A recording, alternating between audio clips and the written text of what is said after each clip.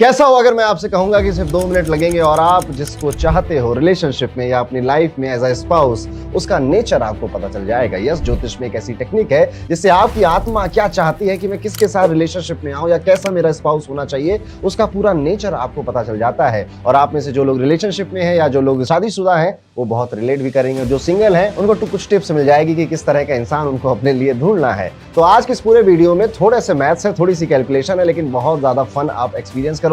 लेकिन इस सब को एक्सपीरियंस करने के लिए आप अपनी खुद की कुंडली किसी भी अच्छे सॉफ्टवेयर से जैसे कि होरोकॉस्मो ऐप से भी आप बना के रखिएगा, क्योंकि यहां पर आपको कॉपी और पेन की भी जरूरत पड़ेगी, क्योंकि मैं स्टेप बाय स्टेप आपको समझाने वाला हूं। कहने के लिए इसमें 2 मिनट लगने वाले, लेकिन उससे पहले मुझे आपकी फाउंडेशन बनानी पड़ेगी, यानी कि आपके बेसिक्स क्लियर करने पड़ेंगे और उसके बाद आप इस टेक्निक को सीखोगे। और एक बार दोस्त सीख ली, फिर आप अपना देखो, दूसरे का देखो, किसी का देखो, सबको वाओ ये मूवमेंट आप एक्सपीरियंस करा देंगे। तो अगर आपको बहुत इंटरेस्ट है अपने रिलेशनशिप में या फिर अपने स्पाउस में, आप जानना चाहते हैं कि मेरा स्पाउस कैसे व्यवहार करेगा, किस नेचर का होगा, तो ये वीडियो आपके लिए। वीडियो का टॉपिक है कि मेरी आत्मा किस तरह का स्पाउस या किस तरह का पार्टनर चाहती है। तो जब बात आती है आत्मा की पुकार की, तो एक प्लेनेट हमें ढूंढना पड़ेगा अपनी कुंडली में, जिसे हम सब कहते हैं आत्मा कारक। अभी जो आत्मा कारक प्लेनेट है ना दोस्तों, ये होता है आपकी कुंडली का हाईएस्ट डिग्री प्लेनेट। तो क्या होता है, अगर आप में से किसी को डिग्री नहीं पता, तो हर ग्रह किसी डिग्री पे आपकी कुंडली में बैठा होता है। इट इज लाइक कि ग्रह, ये एक हाउस है, मान लेते हैं ये पूरा जो हॉल है ये एक भाव है जैसे 7th हाउस होता है, 7वां घर होता है, ऐसे एक भाव मान लीजिए। इसमें एक ये गेट होता है, एक वो गेट होता है। यहां से प्लेनेट एंट्री करेगा और वहां से वो एग्जिट करके दूसरे भाव में चला जाएगा, ऐसा हम एज्यूम कर लेते हैं। तो जब भी प्लेनेट एंट्री करता है तो सभी प्लेनेट्स के सामने एक शर्त है कि आप ना सिर्फ 30 कदम में यहां से वहां पहुंचेंगे। आप चाहे धीरे चलो 30 कदम, चाहे तेज चलो। तो कुछ कुछ प्लेनेट जैसे बुध होते हैं बड़ी स्पीड में निकल जाते हैं, चंद्रमा बड़ी स्पीड में तेज में निकल जाता है, वहीं पर शनि धीरे धीरे अपना चलता रहता है, लेकिन 30 ही कदम लेने हैं। तो कई बार जैसे शनि ने एंट्री मारी, उसने 17 कदम चले, फिर आप इस धरती पर प्रकट हो गए, यानी कि आपने जन्म ले लिया। तो आपकी कुंडली में शनि 17 डिग्री का लिख कर आएगा। जैसे कि आप ये चार्ट भी अगर देख रहे हैं मेरे साथ, तो यहाँ पे लिख रहा है आपको शनि में 25 लिखा है, मंगल में 7 लिखा है, सूर्य में 16 लिखा है, गुरु में 8 लिखा है, केतु में 23 लिखा है। ये वो डिग्रियां ही होती हैं। अब इन्हीं डिग्री के बेसिस पर हमें सबसे पहला स्टेप है, हमें अपना आत्मा कारक प्लेनेट फाइंड आउट करना है। कैसे फाइंड आउट करेंगे? देखिए, आत्मा कारक प्लेनेट फाइंड आउट करने के लिए राहु केतु को पहले लाइन से हटा दो, क्योंकि ये शैडो प्लैनेट्स हैं। इनका वास्तविक में सोलर सिस्टम में कोई रूप नहीं होता। इसलिए कई सारी किताबों में या कई सारे स्कॉलर्स ने कहा कि आप इनको डिग्री से हटा दीजिए। कुछ किताबों में वैसे लिखा भी होता है कि राहु को इंक्लूड कर सकते हो, बस आप 30 से उसकी डिग्री माइनस कर दो। लेकिन आज की वीडियो में आप सिर्फ 7 जो हमारे प्लेनेट है उनको ही लेकर चलिए, और इसी से आप सबसे ज्यादा रिलेट भी करेंगे। तो यहाँ पे सूर्य बचा, चंद्रमा बचा, मंगल बचा, बुध, गुरु, शुक्र और शनि बच गए। ये 7 प्लेनेट्स, इन 7 सेलेस्टियल बॉडी में ही कोई आपका आत्मा कारक होने वाला है। कैसे पता चलेगा? The planet which have highest degree, सबसे ज्यादा डिग्री जिसकी है वो है आपका आत्मा कारक। तो जैसे अगर मैं यहाँ देखूं तो 16, 28, 6, 21, ये देखिए 28 में मैं कंफ्यूज हो जाऊंगा। ये भी 28 डिग्री, ये भी 28 डिग्री। देखिए, डिग्री 0 से 30 के बीच में होगी, तो 30 से ज्यादा कभी किसी की डिग्री किसी प्लेनेट की आपको नहीं मिलेगी। अब जैसे 28 मिल गई, यहाँ पे आप कंफ्यूज हो सकते हैं। तो उसके बाद आपको मिनट देखना पड़ेगा। जैसे यहाँ 55 लिखा है, यहाँ पे 56, तो ये 56 ज्यादा है। जैसे घंटा, मिनट और सेकंड होते हैं ना, वैसे डिग्री, मिनट और सेकंड भी होते हैं। तो अगर डिग्री आपको हाईएस्ट में किसी की कॉमन मिल रही है, तो जो मिनट है वो किसका ज्यादा वो देखना पड़ेगा। मान लो गलती से, वैसे होता नहीं है, मिनट भी आपको सिमिलर मिल गए, तो फिर सेकंड्स देखने पड़ेंगे आपको कि सेकंड्स किसके ज्यादा हैं। और आमतौर पे 99.9 टाइम में आपको मिल जाएगा कहीं ना कहीं कोई ज्यादा। तो हाईएस्ट डिग्री प्लेनेट कौन है? तो मेरे केस में यहाँ पे वीनस हो जाते हैं, शुक्र हो जाते हैं, जो कि धनु राशि में बैठे हुए हैं। अब यहाँ पे अगर मैं आके वीनस को देखता भी हूं तो वो धनु राशि में बैठा हुआ है। अब आप चाहो तो आप डायरेक्टली उसे हॉरोस्कोप में भी देख सकते हो, पर कई बार सॉफ्टवेयर्स में राउंड ऑफ करने में यहाँ पे 1 डिग्री आगे पीछे हो जाता है। इसलिए ऐसी कोई टेबल अगर आपको मिले, जो कि अमूमन सभी सॉफ्टवेयर्स में मिल जाती है, वहां से भी आप इसको फाइंड आउट कर सकते हो। तो भैया आधी जर्नी आपकी पूरी हो गई कि आपको पता चल गया कि आपका आत्मा कारक कौन है। अब आत्मा कारक का थोड़ा मतलब ही समझ लीजिए। लेकिन आज का वीडियो प्यार मोहब्बत के मामले का है, इसलिए आत्मा कारक को हम देखेंगे कहां पर। पहले तो प्लेनेट फाइंड आउट कर लिया। आप चाहे तो कॉमेंट करिए कि आपका आत्मा कारक प्लेनेट कौन सा है। किसी का वीनस है, किसी का सन है, किसी का मून है, किसी का सैटर्न है, किसी का जुपिटर है, किसी का चंद्रमा है, किसी का बुध है। तो इन 7 सेलेस्टियल बॉडीज में ही आपका कोई आत्मा कारक होगा। अब इस आत्मा कारक को नवमांश कुंडली में देखिए। एक कुंडली और होती है जिसे नवमांश कुंडली कहते हैं। इसे कई लोग D9 चार्ट भी बोलते हैं। और ये कुंडली बड़ी इंपॉर्टेंट होती है। ऐसा कई जगहों पे लिखा हुआ मिलता है कि जो D9 चार्ट है या फिर जो नवमांश कुंडली है, ये लग्न कुंडली की आत्मा है, ये लग्न कुंडली का सोल है, या फिर this is a fruit of your लग्न कुंडली। यानी लग्न कुंडली में ग्रहों का भाग्य क्या होगा वो आपको नवमांश कुंडली में जाकर पता चलता है। और कई सारे सवाल जो कि आपकी लग्न कुंडली क्लियरली नहीं दे पाती, वो नवमांश कुंडली देती है, और इनको साइड बाय साइड ही देखा जाता है। इस कुंडली का प्लेनेट यहाँ पे कहाँ पर गया, इसके भी अपनी तरीके हैं, इसमें भी अपना एक पूरा कोर्स बन सकता है, बनाऊंगा कभी मैं। लेकिन फिलहाल अभी आपको बस इतना देखना है कि नवमांश कुंडली में आपका आत्मा कारक कहाँ बैठा है। जैसे मैंने आत्मा कारक फाइंड आउट किया था वीनस, अब मुझे इस कुंडली में वीनस फाइंड आउट करना है, तो ये रहा वीनस, ये रहा शुक्र, मिल गया। अब आपकी 75% जर्नी पूरी हो गई। अब एक लास्ट स्टेप आपको और करना है कि अपने आत्मा कारक प्लेनेट में नवमांश कुंडली में उससे 7वां घर गिनना है आपको। तो जैसे यहाँ पे मेरा आत्मा कारक प्लेनेट बैठा था नवमांश कुंडली में, अब मैं यहाँ से 7वां प्लेनेट, 7वां हाउस काउंट करूंगा। तो एक तो यही हो जाएगा, जहां पे प्लेनेट बैठा वहीं से गिनती शुरू होगी, 1 2 3 4 5 6 7। तो ये हो गया 7वां हाउस। अब 7वें हाउस में जो भी प्लेनेट बैठा है, जो भी राशि बैठी है, या जितने भी प्लेनेट बैठे हैं, ये सब आपके जो स्पाउस में नेचर है उसको रिप्रेजेंट करते हैं। जी हाँ, मजा आया। अब इसको एक एक करके आपको समझना पड़ेगा। एक बार इसको रिकैप कर देता हूं कि आपने सबसे पहले 7 सेलेस्टियल बॉडीज में हाईएस्ट डिग्री का प्लेनेट फाइंड किया, कहां पर, लगन कुंडली में। फिर उसको लेकर गए, आप देखा कि ये नवमांश कुंडली में कहां बैठा था। जहां पर भी बैठा हो किसी भी हाउस में, उससे 1 2 3 4 5 6 करके 7वें घर पर आ जाइए। अब इस 7वें घर में जो राशि है, जो प्लेनेट है, हो सकता है कि आपके में कोई प्लेनेट ना हो, लेकिन राशि जरूर होगी। तो जो राशि है, जो प्लेनेट है, उस नेचर का आपका स्पाउस होता है। अब एक और इंपॉर्टेंट बात, आपकी आत्मा चाहती है कि इस नेचर का स्पाउस मुझे मिले। तो हो सकता है कि आप मल्टीपल रिलेशनशिप्स में आओ, या एक बार आपका डाइवोर्स हुआ हो, या दूसरे के साथ आए हो, तो जिसके साथ आप ट्रूली हैप्पी फील कर रहे हो, ये उसका नेचर बता रहा है। तो बहुत भाग्यशाली है, तो मिल जाता है। और आमतौर पर मैंने देखा है कि ऐसा ही नेचर वाला कहीं ना कहीं स्पाउस या फिर उनका पार्टनर, गर्लफ्रेंड, बॉयफ्रेंड उनका ऐसा होता है। अगर ऐसा है, यही आत्मा की चीख पुकार है, यही चाहिए था। लेकिन इसको थोड़ा सा और एलोबरेट करते हैं, एक एक प्लेनेट करके मैं आपको समझाता हूं कि अगर ये प्लेनेट है तो ये इस तरह के नेचर होंगे, और ये प्लेनेट है तो इस तरह के नेचर होंगे। और सबसे पहले शुरुआत करते हैं चंद्रमा से। तो अगर आपका चंद्रमा आता है तो आपका पार्टनर सॉफ्ट स्पोकन मिलेगा आपको, और हद का इमोशनल आदमी मिलेगा। नर्चरिंग और केयरिंग नेचर उसके अंदर कूट कूट के भरा हुआ मिलेगा। इवन आपको कई बार ऐसा लग सकता है कि इतनी केयर तो मेरी मम्मी नहीं करती जितना ये करने लग गया है या करने लग गई है। कभी कभी आपका मूड खराब हो तो एक नजर में सब समझ जाएगा, और आपके कहे बिना कई सारी बातें आपकी समझेगा। घर के एनवायरनमेंट को प्रायोरिटी देने वाला होगा, लेकिन थोड़ा सा मूडी भी आपको मिलेगा।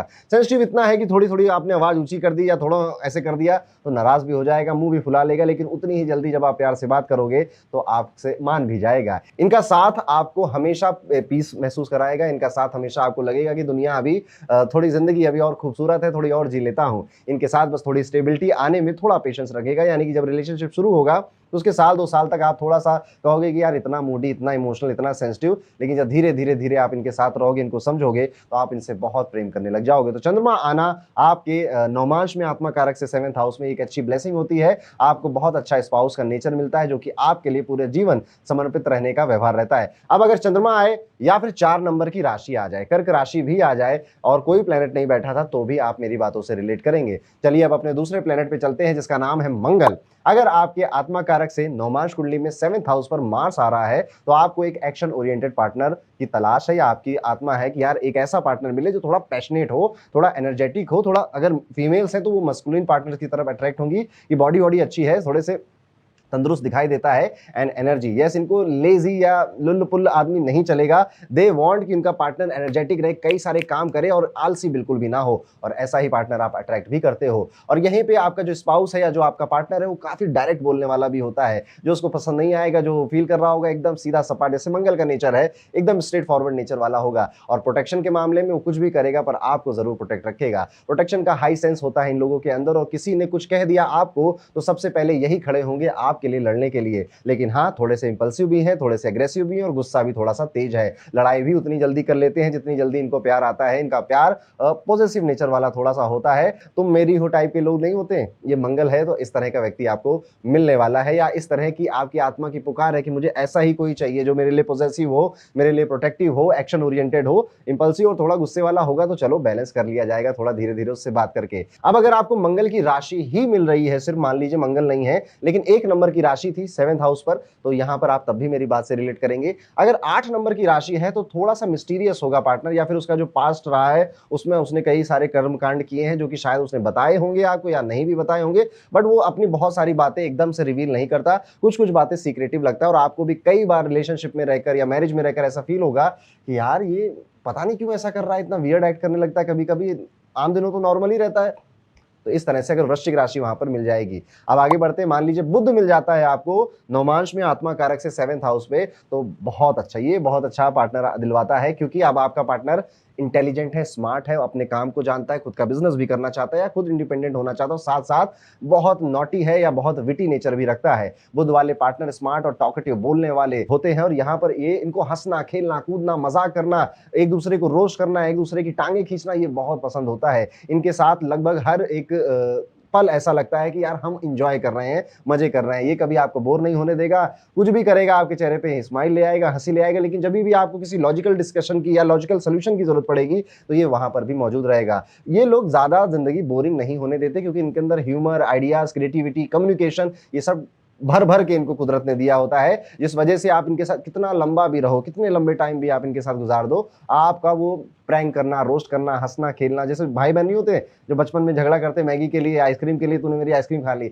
इस तरह से ये आपके साथ झगड़े भी करेंगे, छोटे मोटे ही, और आपके साथ इमोशनली बहुत कनेक्ट होंगे। इनके जीवन में जो भी घूमना फिरना या मूवीज जाना, कोई भी एक्सपीरियंस है, ये आपके बिना फिर एक टाइम के बाद आपके बिना उसे नहीं एक्सपीरियंस करना चाहते। तुम जाओगे तो मैं जाऊंगी, तुम रहोगे तो मैं रहूंगी, तुम वहां पे घूमने जा रहे हो तो मुझे लेकर साथ चलो। ये अगर बुध आपका आत्मा कारक से 7th में आता है, तो इस तरह का स्पाउस या पार्टनर आपकी आत्मा की पुकार है, चीख है कि मुझे ऐसा ही नेचर का कोई व्यक्ति चाहिए। जब मिलेगा बहुत मजा आएगा। और इसी तरह से अगर मान लीजिए जेमिनी राशि आती है, यानी कि 3 नंबर लिखा हुआ है, तो भी आप मेरी बातों से रिलेट करेंगे। जब 6 नंबर लिखा हुआ है तो भी आप मेरी बातों से रिलेट करेंगे, बस 2-3 बातें और एक्स्ट्रा हो जाएंगी। जैसे कि वर्गो साइन आया, तो अब आपका पार्टनर थोड़ा गलती निकालने वाला भी है। अब वो ना चीजों को ज्यादा एनालाइज करता है, और छोटी छोटी बातों को लेकर भी वो इतना फिनिकली हो जाता है। कई बार आपको लगता है कि यार छोड़ो ना, 100 रुपए की तो बातें हटाओ, खत्म करो, पर नहीं, पैसे हैं, पैसे को ऐसे वेस्ट नहीं किया जाता। इस तरह का नेचर वो, या इस तरह की बातें वो कर सकता है। तो जब वर्गो साइन आ जाता है तो थोड़ा सा आप, बाकी सारी बातें भी वही है, सेम है, पर उनका क्रिटिसिज्म, जजमेंटल नेचर, इस तरह का थोड़ा सा एनालिसिस ज्यादा करना, ये बढ़ जाता है। आगे बढ़ते हैं और सबसे प्यारे प्लेनेट की बात करते हैं कि अगर आपके नवमांश में आत्मा कारक से 7th में जुपिटर आ रहा है, तो आपको एक वाइज, समझदार, नॉलेजेबल, स्टेबल स्पाउस की जरूरत होती है, या आपकी आत्मा ऐसा चाहती है। और जैसा गुरु जैसा स्पाउस आपको मिलेगा, यानी कि मैच्योर रहेगा, समय समय पर आपको कहानियां सुनाएगा या रात में आपको कहानियां सुनाएगा, आपको गाइड बहुत करेगा, आपके करियर में आप कहाँ गलत कर रहे हो, अपनी पर्सनल लाइफ में आप कहाँ इंप्रूव कर सकते हो, ये सारे ज्ञान, ये सारी नॉलेज वो आपको जरूर देगा। और बहुत ही एक काम और सौम्य संस्कारी भी कह सकते हैं इसको, ये रिलीजियस भी है, संस्कारी भी है, स्पिरिचुअलिटी में भी मानता है, या किसी तरह की स्पिरिचुअल प्रैक्टिसेस भी करता है। ये लाइफ के हर फेज में आपको डायरेक्शन देने का काम जरूर करता है। तो एक तरह से ये आपके मेंटर की तरह भी एक्ट करने लग जाता है कि कोई भी दिक्कत हो, यार एक बार इससे सलाह ले लेते हैं, एक बार इससे पूछ लेते हैं, आपके मन में खुद आएगा ये भाव। स्पिरिचुअल या मॉरल वैल्यूज बहुत हाई रहती हैं, इनके साथ ग्रो करना हमेशा बहुत सुखद होता है। इमोशनल भी है, थोड़े से भावुक भी हैं, लेकिन बहुत ज्यादा नहीं, थोड़ा प्रैक्टिकल ज्यादा मिलते हैं ऐसे लोग। थोड़ा सा कई बार प्रीची हो जाएंगे और आपको लगेगा कि यार जब देखो तब ज्ञान देता रहता है, जब देखो तब इसको, ये नहीं कि आज मुझे इमोशनल सपोर्ट की जरूरत है, यहाँ पर भी आप मुझे सही और गलत और ज्ञान ही दे रहा है। कंट्रोलिंग भी लग सकता है आपको कभी कभी, लेकिन इनकी इंटेंशन कभी भी ऐसी नहीं होती, इंटेंशन बिल्कुल साफ है। ये चाहते हैं कि आप नॉलेज ले लो, आप थोड़ा समझदार बन जाओ, तो आप इस प्रॉब्लम को दोबारा कभी लाइफ में आएगी तो खुद ही सॉल्व कर लोगे। ये इस इंटेंशन से आपको आपके साथ रहना चाहते हैं, और कहीं ना कहीं आपकी आत्मा की पुकार या आत्मा की जो क्रेविंग होती है वो ऐसी होती है। ये एक अच्छा सिग्नल होता है जब आपके नवमांश में आत्मा कारक से 7th में जुपिटर आ जाता है। चलिए अब समझते हैं कि अगर नवमांश में मान लेते हैं सिर्फ 9 नंबर की राशि है, तो यही कैरेक्टरिस्टिक्स आपको मिलेंगे। 12 नंबर की राशि में थोड़ा धार्मिक होना, या विदेश जाने की इच्छा रखना, या फॉरेन कंपनी में काम करने वाला आपका स्पाउस है या फिर पार्टनर है, या थोड़ा सा खोया खोया सा रहता है, और बहुत ज्यादा गॉड फेयरिंग नेचर जिसका कहते हैं, एक गॉड फेयरिंग नेचर उनके अंदर एक्स्ट्रा आपको मिलेगा। बाकी जो मैंने बातें बोली उससे भी आप रिलेट करोगे। आगे चलते और मानते हैं कि आपके नवमांश में आपके आत्मा कारक से 7th में शुक्र बैठा हुआ था। अगर शुक्र बैठा हुआ है तो आपका पार्टनर बहुत ज्यादा प्रेम करने वाला आपको मिलेगा, अटूट प्रेम जिसको कहते हैं ना, ऐसा मिलेगा। किसी ना किसी आर्ट फॉर्म में या आर्टिस्टिक फॉर्म में इंटरेस्ट रखता हुआ मिलेगा, रोमांटिक है, सेंसुअल है, ब्यूटीफुल ड्रेस्ड रहना उसको बहुत पसंद है, और बहुत एक क्लासी या फिर एक इलीट टेस्ट रखने वाला है कि जो भी चीज वो खरीदता है या लेता है वो हमेशा टॉप क्वालिटी की होती है। उनको अच्छी चीजें ही पसंद आएंगी, रिफाइंड चीजें ही पसंद आएंगी, परफ्यूम्स का शौक होना, डिनर्स का, वेकेशंस का शौक होना, ये सब मिलता है। सैक्रिफाइसिंग नेचर भी बहुत होगा इस व्यक्ति का। अब अगर ये व्यक्ति आपको मिल गया तो शुरुआत में रिलेशनशिप स्टैब्लिश करने में आपको इनको थोड़ा इंप्रेस करना पड़ेगा, लेकिन एक टाइम के बाद आप देखोगे कि ये अपनी खुशियों को भी साइड हटा देते हैं आपकी हैप्पीनेस के लिए। एक टाइम बाद आप देखोगे कि ये आपसे ज्यादा आपकी संतान जो होंगी उनसे बहुत ज्यादा प्रेम करने लगते हैं, और परिवार में कोई भी प्रॉब्लम आए तो सबसे पहले मुझे मैं हैंडल करूंगा, मेरी फैमिली में कुछ ना। वेरी वेरी फैमिली ओरिएंटेड लोग मिलते हैं। And Venus also represent brilliance, तो ये लोग ब्रिलियंट भी होते हैं दिमाग से। इमोशनल कनेक्शन के साथ फिजिकल इंटीमेसी भी इनके लिए बड़ी इंपॉर्टेंट होती है। कभी कभी थोड़ा सा शो ऑफ वगैरह में फंस जाते हैं, लेकिन इतना चलता है। मेटलिस्टिक भी हो सकते हैं तो इनकी डिमांड थोड़ी सी हाई हो सकती है, मेंटेनेंस भी थोड़ा सा हाई हो सकता है, लेकिन अगर शुक्र मिला है तो प्रेम की कोई कमी नहीं रहेगी, इसकी गारंटी होती है। अब अगर मान लेते हैं 7 नंबर की राशि है, लिब्रा है, तो भी आप मेरी इन्हीं बातों से रिलेट करोगे। 2 नंबर की राशि है तो ये फैमिली ओरिएंटेड अब थोड़ा ज्यादा हो जाएंगे, मतलब आपकी भी और अपनी भी, अपनी फैमिली के लिए ज्यादा प्रेम करना, अपनी फैमिली के लिए हमेशा ख्याल रखना, फोन पे बातें करते रहना, ये नेचर भी आपको देखने को मिलेगा। और 7 नंबर राशि में एग्जैक्टली जैसा मैंने वीनस के बारे में बोला है वही नेचर आपको दिखता है। आगे का प्लेनेट हमारा है शनि महाराज। अगर आपके नवमांश में आत्मा कारक से 7th हाउस अगर आप काउंट करें और वहां शनि मिल जाए आपको, तो आपकी आत्मा चाहती है कि उसको एक मैच्योर पार्टनर मिले, उम्र में थोड़ा बड़ा मिले। लॉयल्टी आपकी आत्मा के लिए, आपके सुकून के लिए सबसे बड़ी चीज हो जाती है। शनि जैसा पार्टनर का मतलब होता है कि सब्र है इसके अंदर, पेशेंस है इसके अंदर, रिस्पॉन्सिबिलिटी तो कूट कूट कर भरी है, चाहे वो बच्चों की हो, घर की हो, काम की हो, और कमिटमेंट को लेकर ये बहुत ज्यादा कि मतलब ये तो चाहिए चाहिए, और कमिटमेंट जब देते हैं तो निभाते भी हैं। ये थोड़े से स्लो होते हैं रोमांस में, या बहुत ज्यादा रोमांटिक एक्सप्रेशंस इनके नहीं होते, लेकिन हाँ दिल में एक हाथ थामा है तो लंबे दूरी तक निभाना है, ये वाला भाव होता है। पहले ये आपका ट्रस्ट जीतेंगे और फिर आपको बहुत बड़ी या डीप कमिटमेंट दे देंगे, और इसी वजह से शायद इन्होंने आपका दिल भी जीता था कि इन्होंने आपको कमिटमेंट दी थी कि आपसे विवाह करेंगे तो करेंगे, और शायद उसके लिए लड़ाई भी कर रहे हैं या कर चुके होंगे। थोड़ा सीरियस है, थोड़े इमोशनली डिस्टेंट भी लग सकते हैं आपको कि यार इस इंसान के अंदर ज्यादा इमोशंस नहीं है। वही मैंने कहा ना, रोमांटिकली एक्सप्रेसिव शायद नहीं होंगे जितना आपको चाहिए होगा, लेकिन हाँ, लेकिन इनके दिल में आपके लिए प्रेम भी है और दिल से ये बहुत लॉयल भी हैं। ये व्यक्ति लॉन्ग टर्म थिंकिंग में बहुत विश्वास रखते हैं, और ये पार्टनर भी लॉन्ग टर्म, लंबे समय तक साथ निभाने वालों में से एक होते हैं। हार्ड टाइम्स आए चाहे कोई भी टाइम आए, ये कभी भी आपका हाथ नहीं छोड़ते हैं। अब क्योंकि सैटर्न है तो थोड़ा सा हो सकता है कि कॉम्प्लेक्शन में आपसे डार्क व्यक्ति आपको मिल जाए, या फिर आप ऐसा भी देखोगे कि अगर सैटर्न है तो काम काम काम, वर्कोहोलिक नेचर, जो कि सैटर्न हार्डवर्क है ना, तो वर्कोहोलिक नेचर वाला भी स्पाउस आपको मिल जाता है। एक्चुअली में कहीं ना कहीं आपकी आत्मा, आपकी पुकार यही थी कि मुझे इसी तरह का कोई व्यक्ति चाहिए, क्योंकि हम बहुत अच्छे थोड़े हैं, हमें ऐसा लग जाए कि हमें एकदम A1 ही चाहिए। अरे क्या है, अगर सीता जी चाहिए तो राम जी बनना पड़ेगा, या राम जी चाहिए तो सीता जी बनना पड़ेगा। तो कई बार आपको नहीं पता होता, पर आपकी आत्मा जो सोल है वो कई लाइफ को ट्रेवल कर कर आई है, जिसको ये मालूम है कि उसको एक्चुअली में क्या चाहिए। अब शनि है तो 10 नंबर या 11 नंबर की राशि है, तो यहाँ पर आप उससे भी रिलेट करोगे। 11 नंबर की राशि में 2-4 पॉइंट और अलग हो जाते हैं, जैसे कि 11 नंबर राशि में थोड़ा हवाबाज मिलेगा, थोड़ा बातूनी टाइप का आदमी भी मिलेगा, बड़ी बड़ी लंबी लंबी छोड़ने वाला भी मिलेगा, मैनिफेस्टेशन, स्पिरिचुअलिटी इनमें यकीन करने वाला भी मिलेगा, और एडिक्शन क्या, किसी एडिक्शन में भी पड़ा हो, ऐसा भी देखने को मिल सकता है। आगे बढ़ते हुए समझते हैं कि अगर राहु बैठा हुआ है आपके नवमांश में, आपके आत्मा कारक से 7th हाउस पर, तो राहु कैसा पार्टनर आप या आपके आत्मा को कैसा पार्टनर अट्रैक्ट कर रही है इस लाइफ में। एक मिस्टीरियस, एक मैग्नेटिक पार्टनर, जिसको देखकर ही आपको ऐसा लगे कि यार बहुत ज्यादा अटैचमेंट पता नहीं क्यों फील हो रही है। तो जिनके राहु बैठा होता है, एक्चुअली ये अपने पास्ट लाइफ से किसी पार्टनर को अट्रैक्ट करते हैं इस लाइफ में, जिससे इनका पहले का संबंध रहा होता है, जिस वजह से कई बार इनको बहुत अचानक से कोई पार्टनर मिलता है, या फिर एकदम अनप्रिडिक्टेबल तरीके का पार्टनर मिलता है कि उसको प्रेडिक्ट नहीं कर सकते वो कल क्या करने वाला है। एक्सट्रीम कभी बहुत प्यार करेंगे और कभी कभी एकदम ही आपको रूखा सूखा छोड़ देंगे और आपसे ज्यादा बातें नहीं करेंगे। तो एकदम एक्सट्रीम अटैचमेंट भी है और एक्सट्रीम सडन डिटैचमेंट भी है। इनके अंदर कुछ ऐसा होता है जो कि शायद इनको भी नहीं समझ में आ रहा है, और आपके साथ मिलकर जीवन को जब एक्सप्लोर करेंगे तो वो बातें भी इनको समझ में आएंगी। लेकिन दिल से अगर मैं कहूं तो ये थोड़े से नॉन ट्रेडिशनल माइंडसेट के होते हैं। अच्छा, इसमें एक बात ये भी है कि कहीं ना कहीं आपकी जो आत्मा की पुकार है वो किसी other caste, other community, other race, other religion के व्यक्ति को भी अट्रैक्ट कर सकती है, क्योंकि राहु एक फॉरेन एलिमेंट है जो ट्रेडिशन में नहीं चल रहा है, उसको भी आपकी सोल अट्रैक्ट कर सकती है। लेकिन इसमें कोई डाउट नहीं कि थोड़ा ग्लैमरस मिलेगा, टेक सेवी मिलेगा, रिस्क टेकिंग कैपेसिटी भी इसके अंदर होगी। कभी कभी आपको लगेगा कि this person is very toxic person, मैं रोता रहता हूँ या रोती रहती हूँ, ये उसमें भी मेरा ज्यादा साथ नहीं देता, बट एक्चुअली में इनके दिमाग में इतनी सारी बातें चल रही हैं, या फिर ये अपने इमोशंस को आधा प्रोसेस कर रहे हैं, आधा छोड़ दे रहे हैं, जिस वजह से ऐसा इनके साथ कभी कभी होता है। बट जेन्युइनली अगर आप कहोगे तो ये आपकी संतान की या फिर आपके जो करियर है उसकी भी पूरी इज्जत करता है। और कई बार देखा गया है कि शादी के बाद विदेश चले जाना, घर से दूर चले जाना इस स्पाउस के साथ या इस पार्टनर के साथ बहुत बार पॉसिबल हो जाता है। तो ये है कि अगर आपके आत्मा कारक से 7th में राहु है। अब लास्ट प्लेनेट हमारा बचा कि अगर आपके आत्मा कारक के से 7th में केतु आ गया है तो क्या होगा। अब अगर केतु आ गया है तो स्पिरिचुअल पार्टनर आपकी आत्मा अट्रैक्ट कर रही है, एक ऐसा व्यक्ति, एक ऐसा पार्टनर। केतु का मतलब केतु जैसा मतलब हर बात में अपने आप को इंट्रोस्पेक्ट कर रहा है कि मैंने क्या गलत किया या मैंने क्या सही किया। स्पिरिचुअल होते होते हुए भी इंट्रोवर्ट बहुत मिलेगा आपको। इनका प्यार थोड़ा साइलेंट टाइप का होता है, यानी कि शायद प्रेम करते हैं, आपने सर झुकाया तो ये टेबल पे ऐसे हाथ रख लेंगे ताकि आपका सर कहीं दरवाजे पे ना लग जाए या टेबल पे ना लग जाए। अब ये चीज़ बोल कर नहीं करेंगे, ये इतने साइलेंट होते हैं, तो कई बार आपका पार्टनर आपसे प्रेम कितना कर रहा है, आपको खुद नहीं रियलाइज़ होता है। ज़्यादा एक्सप्रेस नहीं कर पाने की वजह से इनके इमोशंस इनके अंदर बहुत गहरे होते हैं। कभी-कभी जब आप इनसे साल में 1-2 बार बैठ के गहरी-गहरी बातें करोगे ना, तब शायद आपको लगे कि ओह माय गॉड! इसने कितना कुछ किया मेरे लिए, कभी रियलाइज़ भी नहीं होने दिया। अपनी प्रॉब्लम्स अपने पास रखता है, आपको बताता नहीं कि कहीं आप परेशान ना हो जाओ। कभी-कभी डिस्कनेक्टेड या फिर इमोशनली अनअवेलेबल भी आपको लगेगा, क्योंकि ये केतु है। केतु खो रहा है, वो उसके पास आँखें नहीं है, वो दुनिया में संसार में बिना आँखों के घूम रहा है, अपना पर्पस फाइंड कर रहा है, अपने आप से बातें कर रहा है। लेकिन जितना आपका पार्टनर रिलीजियस या स्पिरिचुअल आपको मिलेगा, उतना अच्छा ये आपके साथ ग्रो करता जाएगा। और अगर आप भी स्पिरिचुअल हो, आमतौर पे आपकी आत्मा अगर ये सीख कर रही है, तो कहीं न कहीं आपको भी वो स्पिरिचुअलिटी, वो शांति, वो सुकून की तलाश है। इनके साथ एक अलग तरह की शांति आपको लेटर एजेस में, यानी 48-50 के बाद ज़्यादा समझ में आती है। तो ये थे अगर आपकी कुंडली में राशियाँ या फिर प्लैनेट क्या है। अब हो सकता है कि 2 प्लैनेट मिले हों।